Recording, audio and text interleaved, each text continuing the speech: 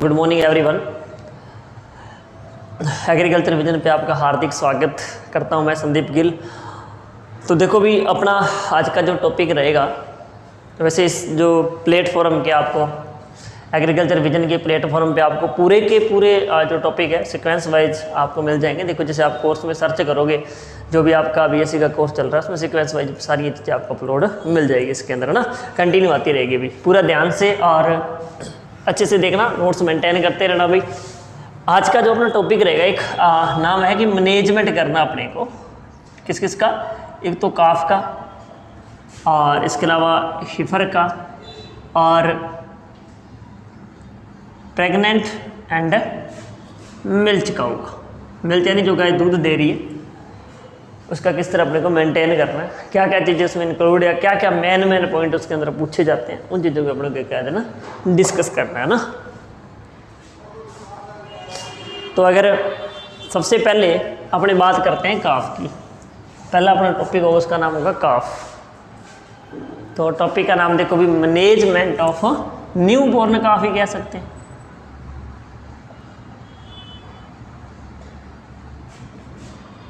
Calf, care and management of काफ। अब देखो भी ये जो काफ होता है ये क्या चीज़ होती है।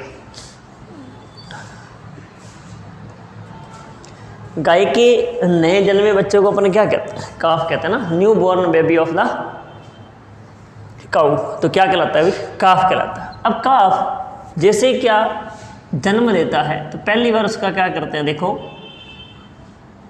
म्यूकस रिमूव किया जाता है। फर्स्ट टॉपिक क्या लेंगे अपने, म्यूकस को रिमूव, यानी उसके ऊपर जो भी जाला टाइप आ रहा है उसको हटा देना है, नाक में से हटा देना, ताकि वो एकदम क्या कर सके, बढ़िया से ब्रीथिंग हो सके ना। हल्का सा चेस्ट को प्रेस करना है ताकि उसके अंदर सांस बढ़िया चल सके। क्योंकि वे खुद भी हाथ से साफ करती है। तो दूसरा ये है कि गाय जो होती है वो खुद भी क्या कर लेती है, लीकिंग करके पूरा का पूरा साफ कर देती है। इसको फर्स्ट पॉइंट ये है कि जो जाड़ा है वो उसको अपने म्यूकस उसको रिमूव करना है, पहली बात। दूसरा पॉइंट कि अपने को क्या करना है, उसका नवल कटिंग करनी है, यानी उसका जो नाड़ काटना इसको बोलते हैं। एक पैरों से थोड़ा सा ऐसे नीचे इस तरह की एक लंबी सी नलकी सी होती है ना, एक्स्ट्रा स्ट्रक्चर सी होती है, उसको कट किया जाता है। क्यों? क्योंकि पैरों के नीचे आता है, उससे टूट सकता है। या कोई और पक्षी वगैरह होते हैं जैसे क्रो वगैरह होते हैं, तो इस पर क्या करते हैं, कोआ वगैरह इसके चोंच वगैरह मार देते हैं, जिससे क्या रहेगा।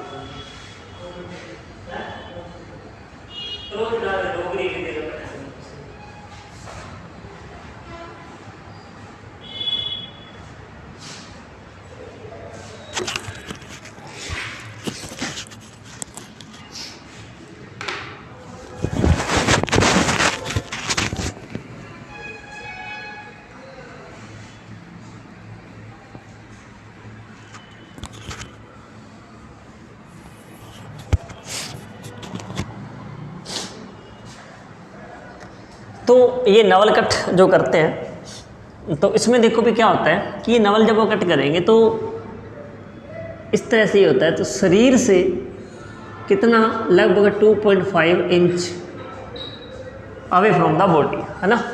नवल कट कितना करेंगे अपने, 2.5 इंच अवे फ्रॉम बॉडी।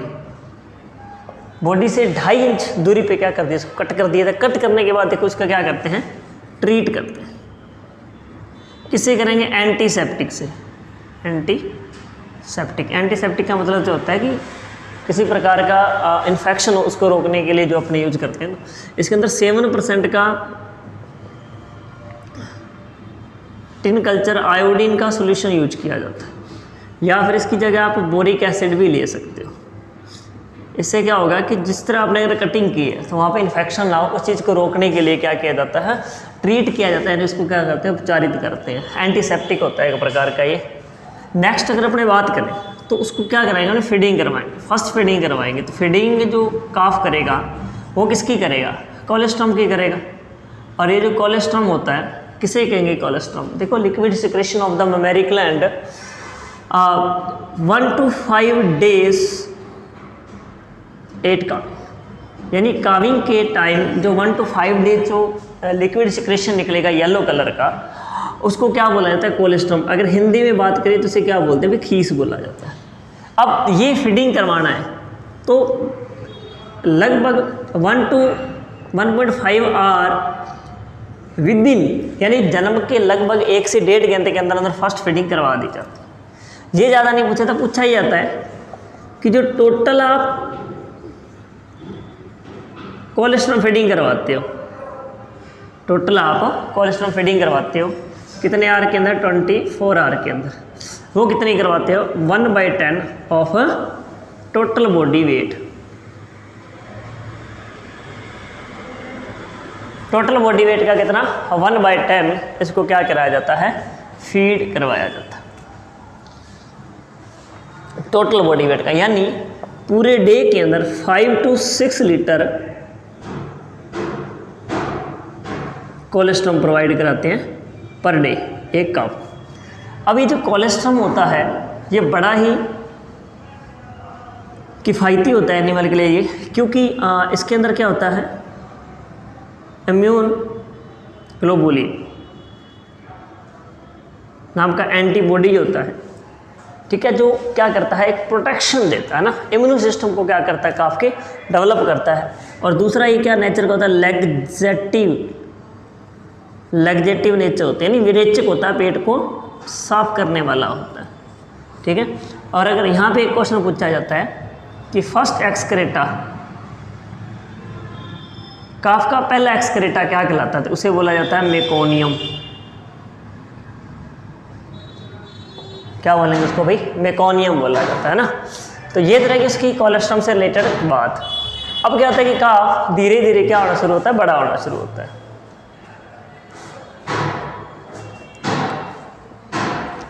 जैसे भी धीरे धीरे बड़ा होना शुरू होता है तो इसमें क्या करेंगे, इसको कुछ फीडिंग करवानी शुरू करेंगे। 3 तरह की चीज़ें इसके ऊपर डिस्कस करते हैं भाई। पहली जैसे बात है, ठीक है, पहली बात आ जाएगी मिल्क रिप्लेसर, है ना, मिल्क रिप्लेसर। अब ये जो मिल्क रिप्लेसर है ये क्या चीज़, मिल्क रिप्लेसर, सुनो, मिल्क को हटाने वाला, है ना। मिल्क एनिमल ना पिए या फिर उसका धीरे धीरे काफ का मिल्क छूट जाए, उसके लिए क्या करें, ठीक, उसमें क्या करें, एक तो पाउडर लो, कौन सा, मिल्क पाउडर, प्लस उसमें वाटर ऐड कर दो, प्लस उसमें क्या ऐड कर दो अभी, वाटर, यानी इसके क्या ले लो, 2 पार्ट ले लो, इसके कितने ले लो, 8 पार्ट्स ले लो। इन दोनों को मिक्स करो, मिक्स करने से क्या बनेगा आपका मिल्क रिप्लेसर। अब ये मिल्क रिप्लेसर के अंदर जो प्रोटीन कंटेंट होगा, जो इसके अंदर प्रोटीन कंटेंट होगा, प्रोटीन कंटेंट इसके अंदर रहेगा अभी 24%, सॉरी 22% रहेगा ना, 22% प्रोटीन रहेगा। अब ये आपको 2 वीक ऑफ एज पे क्या करना है, फीड कराना स्टार्ट कर देना।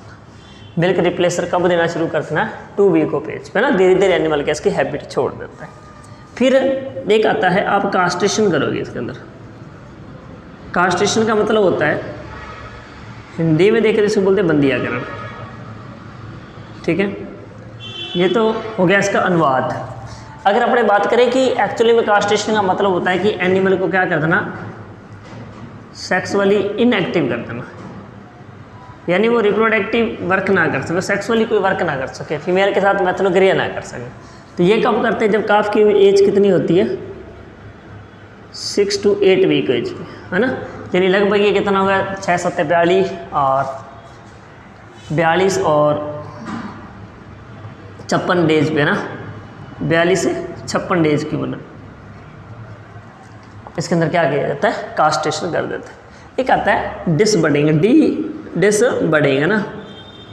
डिसबडिंग में मतलब होता है कि आपको करना हॉर्न्स रिमूव कर देने, हॉर्न्स बड को क्या कर देना, रिमूव कर देना, या उसको क्या कर देना, जर्मिनेशन नहीं होने देना, शुरू में ख़त्म कर देना। तो वो जो डी डिसबडिंग है वो कब करते हैं, लगभग कितनी उम्र पे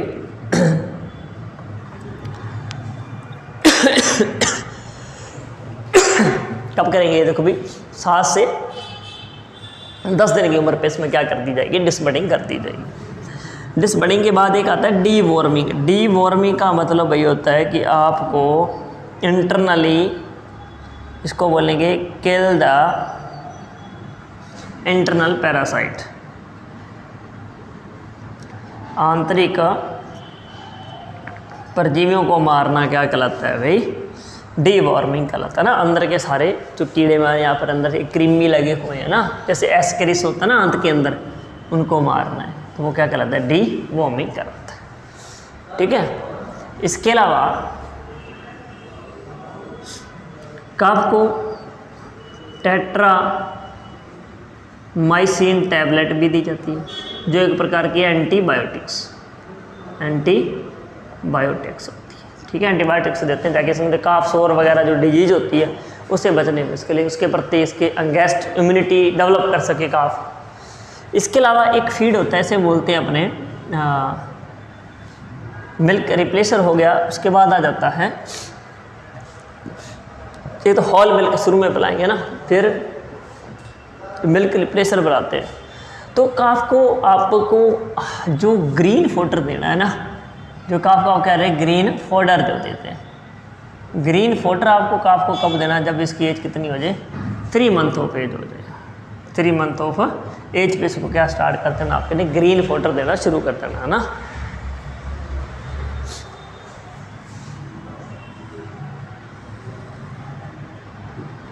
उसके बाद क्यों देते हैं कि 2 मंथ की एज तक तो उसमें क्या नहीं होता, अभी रुमेन ही डेवलप नहीं होता ना। जब रुमेन ही अच्छे से डेवलप नहीं होता तो डाइजेशन जो करेगा रेशे का या फिर फाइबर का, वो कौन कर सकता है, रुमेन ही करता है। वो डेवलप नहीं होता 2 महीने तक अच्छे से, इसलिए 3 मंथ एज के बाद ही काफ को ग्रीन फोडर खिलाना चाहिए, क्योंकि ग्रीन फोडर में जो फाइबर होता है वो ज़्यादा होता है ना। इसके बाद एक आता है, आप जिसे बोलते हो काफ स्टार्टर। अब ये देते हैं 2 वीक्स से 3 मंथ एज तक कंटिन्यू दिया जाता है। ये क्या होता है, एक मिक्सचर ऑफ ग्रेन होता है ना, मिक्सचर ऑफ ग्रेन यानी दानों का एक मिश्रण होता है। किस फॉर्म के अंदर होता है, यानी ये होता है ग्रुअल फॉर्म, यानी दलिया बना के जो चीज़ें दी जाती हैं। अब इसमें अपनी बात करें कि कंटेंट क्या होता है, प्रोटीन इसके अंदर रहता है भी 24%, TDN मोर देन 75%, बोले तो टोटल डाइजेस्टिबल न्यूट्रिएंट ना, कुल सुपाच्य पदार्थ कितना होता है, 75% से ज़्यादा। फाइबर की बात करें, अगर फाइबर की बात करें तो कितने परसेंट, 7% से या 7% से कम होता है। ठीक है, तो ये इसकी फीडिंग से रिलेटेड छोटी मोटी बातें हैं काफ की। मिल्क रिप्लेसर कब देना है, कास्ट्रेशन, डिसबडिंग, डीवॉर्मिंग है ना। उसके अलावा ग्रीन फोडर कब देना है, काफ स्टार्टर कब एनिमल को प्रोवाइड कराया जाता है।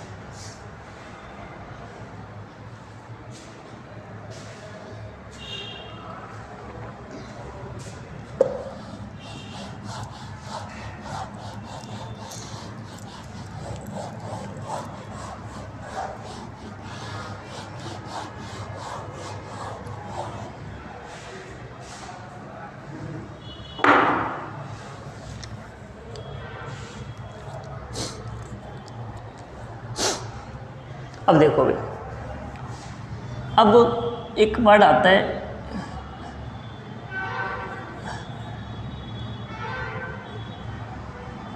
मेथड ऑफ रेयरिंग ऑफ काफ, यानी काफ को पालने की विधियाँ। एक बार क्वेश्चन पूछा था, काफ को पालने की विधियाँ। तो काफ को पालने की दो विधियाँ हैं, ठीक है। एक विधि है विनिंग मेथड,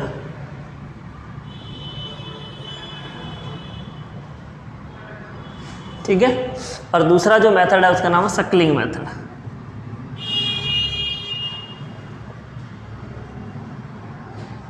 दो प्रकार के मेथड हैं, विनिंग तथा सक्लिंग मेथड।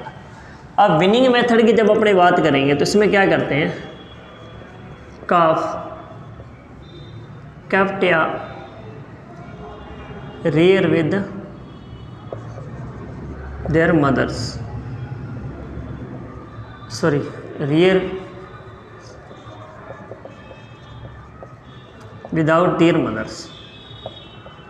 यानी जब काफ को आप माँ से अलग रख के पालते हो तो वो क्या कहलाता है, विनिंग मेथड कहलाता है। ये कैसा मेथड है, साइंटिफिक मेथड है।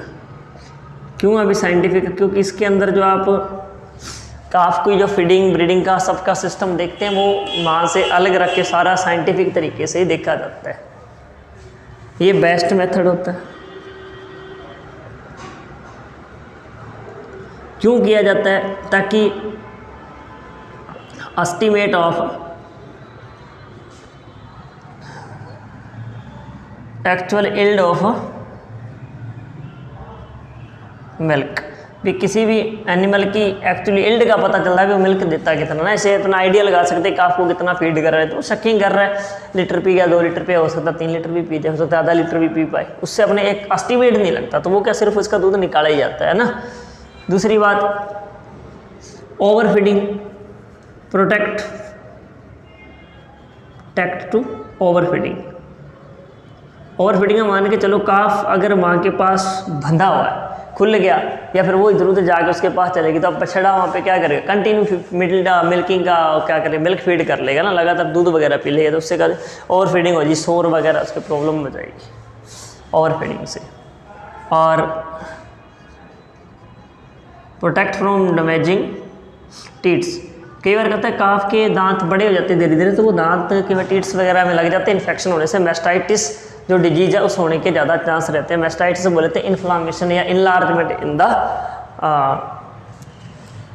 अपने थैनिला के अंदर, इनलार्जमेंट इन द अडर जो पार्ट होता है ना, ये वाला जो ऐसे करके अपने पार्ट होता है, ये अडर बुलाते हैं, कहते हैं इसे टीट्स कहा जाता है। ये अडर के अंदर इन्फ्लामेशन आ जाती है, बैक्टीरियल इन्फेक्शन से होता है, स्ट्रेप्टोकोकाइस है ना, उससे ज़्यादा होने की प्रॉब्लम्स रहती है। अगर वो कट कर देता है कई बार, तो उस वजह से भी इन्फेक्शन फैल के मैस्टाइटिस डिजीज में कन्वर्ट हो जाता है। दूसरा देखो भाई, सक्लिंग, इसको करेंगे रियर विद मदर्स, यानी माँ के साथ रख के रियर करना या पालना क्या कहलाता है, सक्लिंग कहलाता है, ठीक है। और ये मेथड के थोड़े घाटे हैं, क्योंकि ये सही नहीं है, इसमें ओवर फीडिंग वगैरह एक्चुअली मिल्क वगैरह कुछ नहीं लगा सकते। जो इसके फ़ायदे हैं वो उसके क्या है, नुकसान है। तो बेस्ट मेथड है वैसा क्या होता है, यही होता है। तो आपके जो काफ के मैनेजमेंट में थे इतनी की चीज़ें ही पूछी जाती है।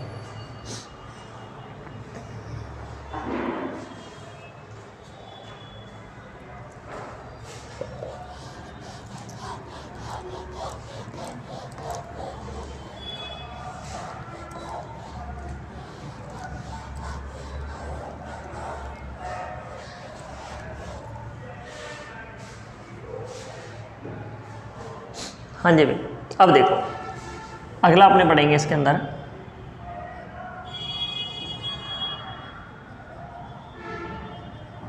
Management of Pfeiffer. सबसे पहले अपने को ये पता होना चाहिए फीफर क्या है। डेफिनेशन पढ़ेंगे किसकी, फीफर की। यंग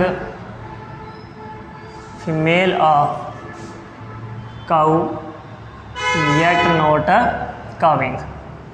ऐसी यंग फीमेल काऊ की जो एक बार भी नहीं ब्याई है, जब काविंग नहीं करी है, बच्चे को जन्म नहीं दिया है, वो क्या कहलाती है, हिफर कहलाती है, ठीक है भाई। अगर हार्ड में से रिमूव करते हैं 20 से 25% अनप्रोडक्टिव काऊ को, पर ईयर, हर साल कितनी रिप्लेस कर दिया 20 से 25 फीमेल अनप्रोटेक्ट जो बूढ़ी होती है जिनका प्रोडक्शन कम होता है ना, हर्ड क्या होता है, ग्रुप होता है, ग्रुप ऑफ एनिमल्स इतनी क्या करी जाती है, रिमूव करी जाती है। अब जो हिफर होती है, इस हिफर को वेट के अकॉर्डिंग क्या दिया जाता है, ड्राई मैटर, ड्राई मैटर देते 2.5 kg on the basis of 100 kg body weight के बेसिस इसको ड्राई मैटर प्रोवाइड कराते हैं, ठीक है। और जो इसकी मैच्योरिटी एज आती है, इसकी जो मैच्योरिटी एज आती है वो कब आती है, 24 से 30 मंथ ऑफ एज पर, ठीक है। इसके बाद अगर इसके में देखें कि फर्स्ट मैटिंग कब करवानी, फर्स्ट मैटिंग कब करवानी, तो फर्स्ट मैटिंग काऊ के अंदर करवाई जाती है अभी 36 से लेके 40 मंथ एज पर।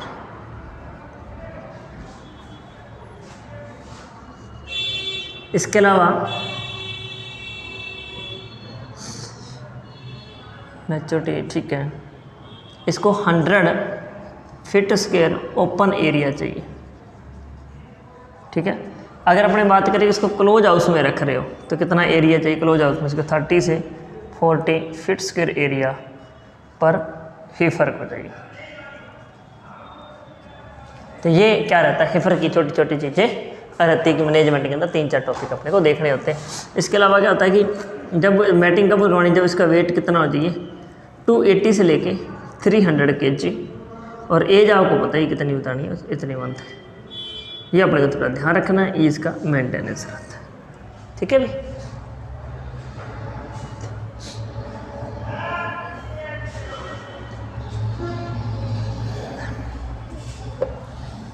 अब बात आ जाती है मैनेजमेंट आप कर रहे हो इसका,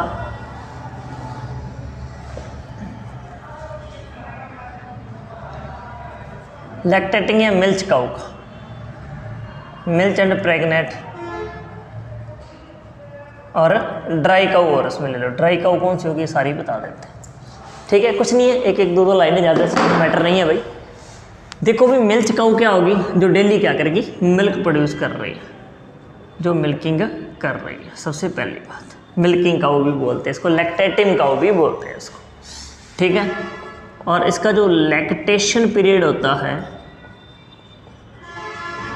वो कितना होता है 305 से 310 डेज, 305 डेज से 310 डेज इसका क्या होता है, लैक्टेशन पीरियड होता है, ठीक है। उसके बाद अगर अपने बात करें, ये जो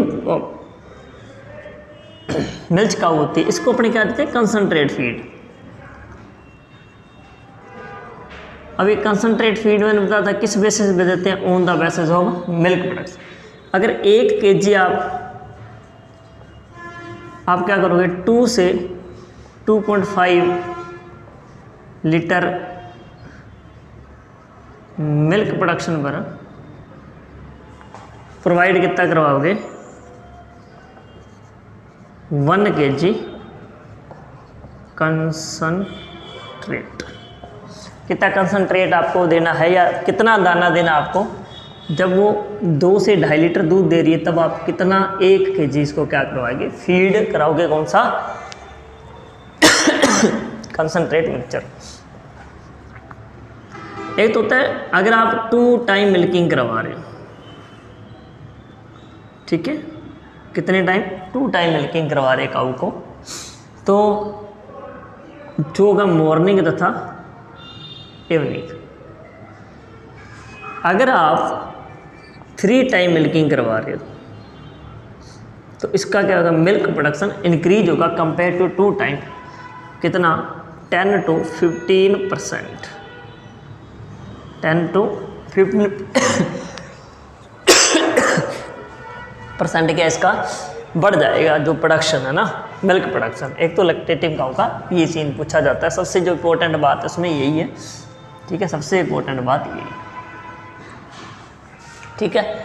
जो काऊ होती है, मिल्च काऊ होती है, उसको एक डिजीज होती है जिससे बोलते हैं अपने मिल्क फीवर, जो किसकी डेफिशिएंसी से होती है भाई, कैल्शियम डेफिशिएंसी। तो एक जो हेल्थी काऊ होती है उसमें कैल्शियम होता है 9 to 11 मिलीग्राम पर 100 ग्राम पर 100 ml ब्लड, ठीक है। और जो अनहेल्थी या फिर फीवर हो जाएगा, जिसको कौन सा मिल्क फीवर हो जाएगा, उसका रहेगा 7 मिलीग्राम पर 100 ml ब्लड सीरम, ठीक है। ये तो इसके लिए अपन क्या करेंगे, इसको 500 ml का क्या दे देंगे, बोरो ग्लूकोनेट का इंजेक्शन, इंट्रावेनल इसको किया जाता है, बोरो ग्लूकोनेट का इंजेक्शन दे देते हैं। कैल्शियम बोरो ग्लूकोनेट बोला जाता है इसको ऐसे तो पूरा। तो ये रहता है अपने इसका मैनेजमेंट ऑफ मिल्क काऊ का।